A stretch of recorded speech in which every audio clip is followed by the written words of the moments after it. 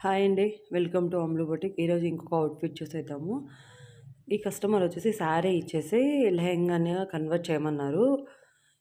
But ఏంటంటే blouse ఇలా వచ్చింది. సో, ఆ బ్లౌజ్ పీస్ వాళ్ళకి నచ్చలేదు. సో, అందుకని చెప్పి వేరే ఫ్యాబ్రిక్ తెచ్చుకున్నారు. బార్డర్‌కి మ్యాచ్ అయ్యే కలరు. ఇది స్పేస్ సిల్క్ మీద ఇలా డిజైన్ వచ్చింది. సో, దీంతో లెహెంగా స్టిచ్ చేశాను. సో, ఫైనల్ అవుట్‌పుట్ వచ్చేసి ఇలా ఉంటుంది. ఈ డ్రెస్‌ని 3 వేస్‌గా కూడా యూజ్ చేసుకోవచ్చు. Long blouse with lehenga, short blouse with lehenga ఓని పేరప్ చేసుకుంటే హాఫ్ సారీగా కూడా బావుంటుంది.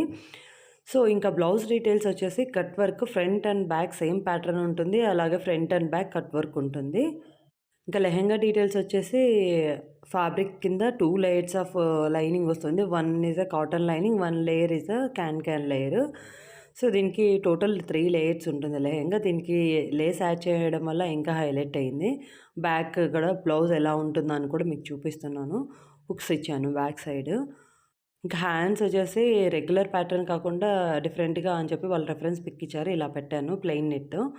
ఇంకా చెప్పాను కదా! ఇంకొక way this dress peplum blouse trending కదా! సో, పెప్లమ్‌ని డిటాచబుల్ చేసేలాగా పెట్టమన్నారు. సో, ఇలా బటన్స్ హెల్ప్‌తో మనము డిటాచబుల్ చేసుకోవచ్చు, యాడ్ చేసుకోవచ్చు. సో, ఇది other one short blouse with lehenga. So, వీటికి బటన్స్ ఇచ్చాను. మీకి క్లియర్‌గా చూపిస్తున్నాను. ఎలా అటాచ్ చేసుకోవచ్చు అని చెప్పి బ్లౌజ్‌కి ప్లస్ పెప్లమ్ ఫ్రిల్స్‌కి కూడా ఎలా పెట్టాను అని కూడా మీకు క్లియర్‌గా చూపిస్తున్నాను.